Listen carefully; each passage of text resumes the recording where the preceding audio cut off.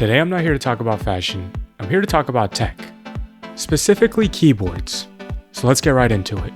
This is the Aula S75 Pro.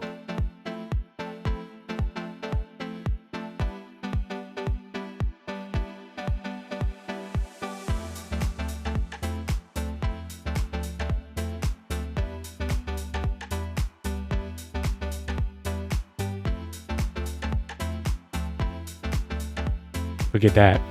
It's beautiful, isn't it? Now let's hear how it sounds.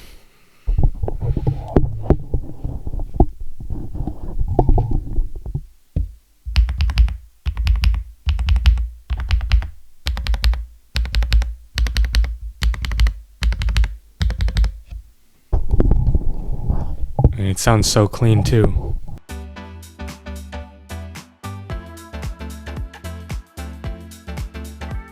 So there you have it. That's my review of the Aula S75 Pro.